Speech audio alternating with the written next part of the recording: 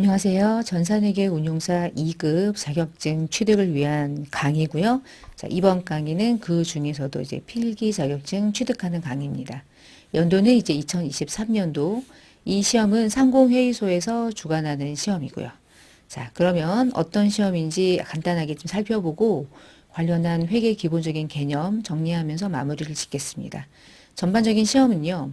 전산회계 운용사 2급은요, 상공회의소에서 주관하는 시험이고요. 유일하게 국가 기술 자격증이라고 불리워요. 저 회계가 무엇인지를 간단하게 좀 정리하면서 이번 시간을 좀 같이 해보겠습니다. 자, 운용사 2급은 대한상공회의소 자격평가사업단의 홈페이지로 들어가서 관련 자료를 여러분이 뭐 다양하게 가져가실 수가 있는데 제가 잠깐만 홈페이지를 좀 열어볼게요. 이렇게. 여기에요. 대한상공회의소 자격평가사업단. 종목 속에 들어가시면은 이제 왼쪽 하단에 보면 전산회계 운용사가 상시시험으로 되어 있기 때문에 여러분이 시험 보고자 하는 날짜에 대부분 이제 필기 자격증은 주중에 있고요. 실기 자격증은 대부분 주말에 있어요. 실기는 프로그램에 뭐 활용해서 하는 거다 보니까 주중에 계속 하진 않는데 필기 시험은 주중에 꽤 많은 날짜를 여러분이 시험으로 시험장도 가까운 상공회의소를 선택해서 시험을 보실 수가 있고요. 시간대도 다양해요.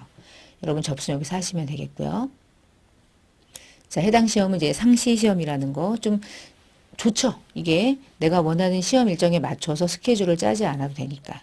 그리고 이 시험의 특징은 자격증 하나를 2급 자격증 하나를 부여받으려면 필기 시험을 먼저 봐서 합격이 된 사람에 한해서 실기 시험을 응시할 수 있어요. 기회가 실기 시험을 먼저 보고 필기를 나중에 봐야지. 그건 안 돼요. 먼저 얘가 보고 얘를 보는데 합격이 되면 실기를 응시할 수 있어요.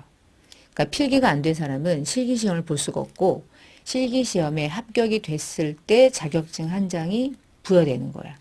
그런 게 특징을 가지고 있고요. 자, 시험은 어떻게 보냐? 전산회계 운용사 2급은 여러분이 타 자격증이 있는 분들이 학점 인정 아니면 회사에서 이제 자격증이 좀 필요해서 그렇게 많이 보게 되는데요. 2급은요. 필기, 실기 중에서 이제 필기 중심으로 설명을 드리면 과목이 재무회계편과 원가회계편으로 각각 전체 40문항이니까 여기서 20문항, 여기서 20문항. 전체 시험 시간은 60분 동안 시험을 보게 됩니다. 그리고 잠깐 좀 제가 여기서 이제 과락에 대한 설명을 조금 드릴게요. 점수. 여기 홈페이지에서 운용사를 잠깐 제가 선택을 해서 좀 들어가 볼게요. 시험 안내. 자, 시험 중에서 이제 과락 점수가 있는데요. 필기 시험은 과목별로 40점 이상은 맞아야 돼. 근데 평균은 60점이어야 돼. 그러니까 예를 들면 재무회계하고 원가회계 두 과목이 평균은 60점 이해야 돼. 가장 안전한 거는 얘도 60이고 얘도 60인 거죠. 평균 60이죠. 근데 만약에요. 얘가 30점이고 얘가 100점이잖아. 그러면 평균은 60이지만 30점, 그러니까 40점의 이상이 되지 않은 이 과목 때문에 불합격. 과목당 40점 이상은 맞고 평균이 60점이어야 돼요. 그러니까 이런 건 가능하겠죠. 얘가 40점이고 얘가 80점이야. 두 개 더하면 120점이죠. 나누면 60이죠. 그러면 합격이죠. 요건 가능해. 40점 이상은 맞아줘야 돼. 근데 38점이야. 그러면 빵점. 불합격. 그러니까 한 과목에 적어도 이 정도 이상은 맞아줘야 다른 과목은 100점이고 다른 과목은 30점이고 이거는 불합격이다. 과목당 40점 이상 과락이 있다는 거 그것도 좀 알고 계시고요. 시험 시간이 60분이에요. 60분 동안 40문항을 풀어야 돼요. 되게 쉬우면 금방 풀고요. 시간이 좀 어려울 수도 있어요. 40문항이니까 아무래도. 그래서 좀 공부를 탄탄하게 하셔야 돼요. 자, 시험에 대한 얘기는 이렇게 설명을 좀 드리고요. 아, 그리고 전부 다 객관식이에요. 주관식은 안 나와요. 그러니까 그렇게 또 어렵지도 않아요. 시험이 나오는 일반적인 이제 출제 기준은 왜 나와 설명드렸으니까 좀 보시고요. 그래도 아주 초급은 아니에요. 원가 회계가 난이도가 그래도 상당 부분 있는 시험이기 때문에 직무 내용에는 중간 관리자로 되어 있는데 제가 볼 때 중간 관리자까지는 또 아닌 것 같기도 해. 이게 또 그렇게 되게 어렵냐? 되게 어려운 건 또 아니야. 시험이기 때문에 어느 정도 난이도는 조금 레벨을 어느 정도는 낮춘 상태에서 시험을 봐요. 근데 또 되게 쉽지도 않아. 그러니까 뭐 중간이기니까 중간 관리자라고 하는 게 맞나 보다. 맞는 것 같기도 하고 뭐 아닌 것 같기도 하고 그러네요. 자, 재무회계는 뭐 이런 과목들이 출제가 된다는 거니까 한번 좀 읽어보세요. 읽어보고요. 그 다음 읽어보고 원가외는 요 정도. 근데 원가회계가 과목이 적은 것 같아서 뭐 문항이 다르게 나오냐 그렇지 않고요. 재무회계 20문항, 원가회계 20문항, 20문항, 20문항. 여기서 20문항이 나오니까 거의 대부분 말 그대로 계산 문형이에요. 계산 문제. 자, 그러면 우리가 이제 이 공부를 하는 이유는 대부분 회계를 알기 위해서잖아요. 근데 운용사 2급은 회계를 모르는 상태에서 운용사 2급을 공부하진 않아요. 적어도. 왜냐하면 운용사 2급은 국제회계 기준에 의한 시험이기 때문에 그래요. 여러분, 우리나라 기준이 K갭이라고 많이 부르는데 한국 채택 국제회계 기준을 KIFRS라고 부르죠. 이 기준과 이 기준이 조금 다르거든요. 용어가 좀 달라요. 용어가. 그래서 여러분이 만약에 이 K갭이라는 일반 기업 회계 기준을 공부한 사람이 이 자격증을 또 따로 오는 경우는 많은데 내가 처음부터 이 공부를 한다. 학교에서 공부를 한 적이 있다는 가능하지만 아예 회계가 전무하다. 그런 경우는 운용사 2급을 공부하기가 좀 어렵습니다. 3급을 먼저 공부하셔야 돼요. 운용사, 전산회계 운용사 3급이 초급 시험이거든요. 이걸 공부하시고 그리고 나서 2급으로 들어오시는 게 맞아요. 중급 자격증이기 때문에. 왜 그러냐면 회계가 뭔가요? 라고 설명하진 않아요. 이건 다 여러분이 알고 있는 내용이니까. 회계는 회계에 대한 정보를 이용하고자 하는 자들에게 그들은 결국은 경제적으로 묶여있는 이해관계자이기 때문에 경제적인 의사결정을 도와줄 수 있도록 기업 실체가 가지고 있는 어떤 정보를 식별하고 측정해서 정보를 전달해 주는 건데 그 전달해 주는 시스템이 다 이제 요즘에는 전산으로 하는 거고요. 그 정보라고 하는 건 대부분 돈으로 평가하는 거고요. 그 정보를 우리가 뭐라고 부르냐면 재무제표라 이렇게 부르는 거죠. 아래는 그냥 읽어보시면 될 것 같고요. 그래서 기업이 전산 시스템을 통해서 외부 정보 이용자에게 제공해줘. 자금을 조달받겠죠? 그런 식으로 사용되는 표를 우리가 재무제표라고 불러요. 재무제표를 만드는 게 회계죠. 근데 대부분 이제 요즘엔 전산 시스템을 통해서 만들죠. 그래서 전산회계라고 부르는 거예요. 근데 여러분, 전산이 없으면 회계를 못해요? 하죠. 여러분, 원래 회계의 근본은 손으로 하는 거예요. 손으로. 이렇게 차대변을 그리면서 장부를 T자 계정으로 그리면서. 이게 원래 정석인데 이거를 계속하고 또 입력하자니 안 되겠다. 입력을 해버리자. 자동으로 만들어지게. 이렇게 바뀐 거죠.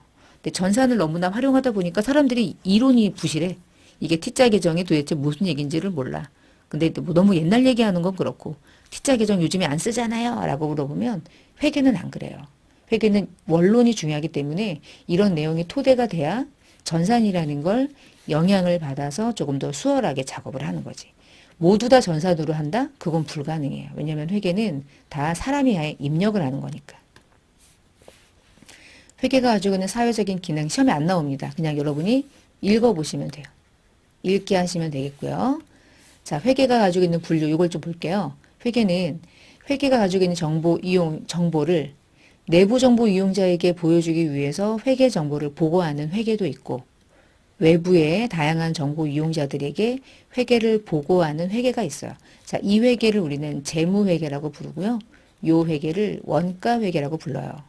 재무회계는 재무제표를 만드는 건데 원가회계는 재무제표하고는 아무 관계가 없다고 생각해도 돼. 일단 어떤 거냐면 우리 회사가 만드는 제품이 도대체 얼마의 원가가 들어갔는지를 계산해서 보고하는 거야. 근데 그 원가를 주주라고 할지라도 채권자라고 할지라도 보고하면 큰일 나겠죠. 우리끼리 보고 얘기하는 거야. 의사결정을 하기 위해서 원가를 계산해서 경영자에게 보고하는 걸 내부회계라고 불러요. 그걸 또 다른 말로는 관리회계라고 부르고요. 그래서 회계는 관리회계와 재무회계로 나뉘는데 여러분 시험에는 재무회계와 원가관리회계 이렇게 이름으로 20문항, 20문항 시험 문제로 출제가 되고 있다. 이렇게 보시면 돼요. 그래서 재무회계는 누구를 위한 거냐? 외부정보 이용자를 위해서 재무제표를 만드는데 이 재무제표는 어떤 특정 회계 기준에 의해서 만들어요. 이미 지난 정보를 지금 현재 시점에 계산해서 측정하는 거거든요. 그래서 과거 정보. 이 재무회계가 회계 원리 과목이 있고 어려워지면 중급회계, 또 어려워지면 고급회계 가거든요. 근데 여러분이 전산회계 운용사 2급 공부하시는 거잖아요. 2급은 중급회계 정도라고 생각하면 되지 않을까 싶어요. 자, 원가회계는 내부 정보 이용자들에게 특정 보고서 없어요.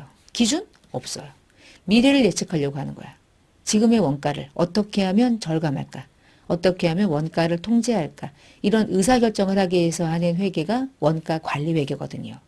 자, 세무회계는 세금을 계산해서 세법에 의해서 신고하기 납부하기 위해서 하는 건데 우리가 사실은 요 두 과목만 시험에 출제가 되는데 가끔이 아니죠. 자, 운용사 2급에 나중에 이제 실기 시험을 보실 때 부가가치세랑 관계가 되는 매입, 매출 전표를 입력하는 시험이 출제가 돼요. 아주 중요해졌어요. 근데 그게 결국은 세금을 알아야지 입력할 수 있거든요. 그래서 우리가 세무회계가 시험에 나온다고 하기는 좀 그렇고 부가가치세에 대한 개념 10% 면세 요 정도. 요 정도는 여러분이 조금 내용을 어느 정도는 이해해야만 나중에 실기시험 볼 때 이게 되게 어색하지 않게 하실 수가 있어요. 간단하게 보겠지만 실기 입력하면서 조금 더 자세하게 뒤에 볼 거예요. 왜 필기를 얘기하는데 실기를 얘기하냐 그러면 필기를 취득하는 이유는 필기를 딸라고? 필기는요 합격이 됐을 때 실기시험까지 합격을 해서 자격증 하나를 취득하기 위한 거지 필기만 붙었다고 자격증이 나오는 건 없어요. 그리고 일정 기간이 지나면 실기시험을 볼 수 있는 기한이 사라져요. 기한 안에 실기시험을 보셔야 돼요. 그러니까 사실은 필기를 공부하는 이유는 실기를 봐야 되잖아. 그래서 필기를 공부할 때 실기에 대한 얘기를 중간에 안 할 수가 없는 거예요. 실기가 별개냐? 아니, 하나거든. 하나인데 같은 날 시험을 안 본다는 게 특이한 거지. 필기와 실기를 다른 날에 보는 거예요. 이 자격과 이 자격을 구분하겠다는 거죠. 근데 자격증은 한 개가 나오는 거예요. 그래서 부가가치세가 여러분 공부할 때 은근히 나중에 실무 공부할 때는 좀 중요한 영향을 좀 미치게 되니까 그런 부분들도 여러분이 참고해서 좀 가져가시고요. 재무제표라고 하는 게 5개죠. 우리 재무상태표, 포괄손익계산서, 자본변동표, 현금흐름표, 주석. 기타 수단은 뭐 몰라도 되고. 우리 이 중에 재무상태표하고 포괄손익계산서는 늘 중요하고요. 여러분 시험에 이제 2급 시험에는 자본변동표나 현금흐름표나 주석과 관련된 내용을 상세하게 작성하는 건 나오지 않지만 필기시험을 볼 때 자본변동표에 대한 기본적인 개념, 현금흐름표도 마찬가지, 주석은 무엇인지 정도를 공부하기 때문에 5가지에 대한 공부는 모두 다 학습하신다고 보시면 되겠어요. 다음 시간부터 이제 하나씩 공부해 나갈 거고요. 자, 우리나라는 한국회계기준원에서 회계 기준을 제정하고 공표하고 해요. 근데 우리나라 한국회계기준원에서는 회계 기준을 여러분이 들어가서 이제 보실 수 있으니까 제가 사이트를 올려드린 거고요. 회계 기준 중에 원래는 원문은 IFRS라고 하는 국제회계 기준인데 우리나라에 맞게 일부를 조금 조정해서 우리나라가 채택한이라는 말이 붙어서 K가 붙은 거예요. 그래서 우리나라는 KIFRS라고 지칭합니다. 그걸 우리나라를 말하면 한국채택국제회계 기준. 이 기준은 어떤 기업들이 적용을 하게 되냐면 일단 외국에서 관심 있는 자들, 외국 자본이 우리나라로 들어오는 기업들, 상장 기업이잖아요. 상장 기업들은 의무적으로 국제회계 기준에 의한 재무제표를 작성하도록 돼 있고요. 금융업이나 보험 또는 공기업 등은 의무입니다. 그러면 이 기준 말고 다른 기준은 누가 쓰냐? 국제회계 기준을 적용하지 않는 외부 감사를 받는 모든 주식회사. 대부분 여러분 쉽게 말하면 중소기업들은 여전히 일반 기업 회계 기준을 적용해서 재무제표를 만드는 회계 처리를 하고 있는 거고요. 외부 감사도 안 받아. 주식회사인데 완전히 정말 작은 주식회사. 외부 감사 대상도 아니야. 그런 기업들은 중소기업만 적용받는 회계 기준이 따로 있어요. 근거 법률은 얘는 상법에 의한 거예요. 얘는 외부 감사에 의한 법률이에요. 그래서 여러분이 시험 보는 이 회계 기준이 요 기준이거든요.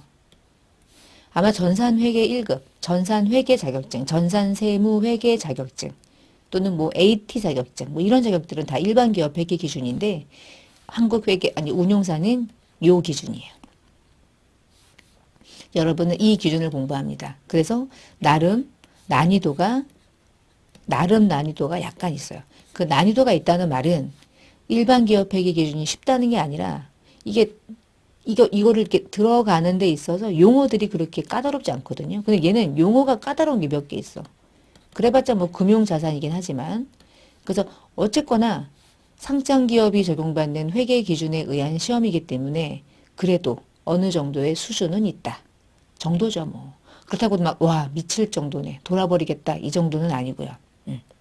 자, 이번 시간에 어떤 진도를 나갔다기보다 운용사 2급이 어떤 시험의 특징을 가지고 있는지를 좀 설명드린 거예요. 자, 마지막에 이제 뭐 모의고사 문제풀이도 있을 테니까 모의고사 문제 풀면서 실력을 점검하는 게 좋고, 공부는 재무회계하고 원가회계 두 과목을 어느 정도 평균 수준을 맞춰야 되기 때문에 두 과목에서 치중하시면 안 되고 평균을 맞출 수 있도록 충실하게 학습을 하셔야 돼요. 특히나 재무회계는 나름의 난이도가 없지 않기 때문에 충분히 공부를 하시는 게 중요합니다. 자, 이렇게 해서 이번 시간은 좀 짧게 OT로 진행을 좀 해봤고요. 다음 시간부터 이제 실질적인 진도로 들어갈 거니까 마음 딱 잡으시고, 뭐 온라인 강의라고 하는 게 문제점이 있다면 앞에 누가 앉아있지 않기 때문에 집중력이 떨어지고, 그리고 제가 아무리 뭐 이렇게 소리를 질러도 제가 막 소리 지르면서 강의할 수는 없잖아. 이렇게. 그러니까 어느 정도는. 그러면 또 어느 순간이 되면은 또 졸려. 자장가 같아. 뭐 그럴 수도 있잖아요.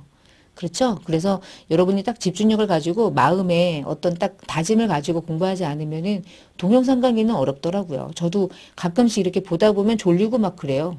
그러니까 여러분이 잘 마음을 다잡으셔서 좋은 자격증 하나 취득한다라고 생각하시고 공부에 입문하시면 좋겠습니다.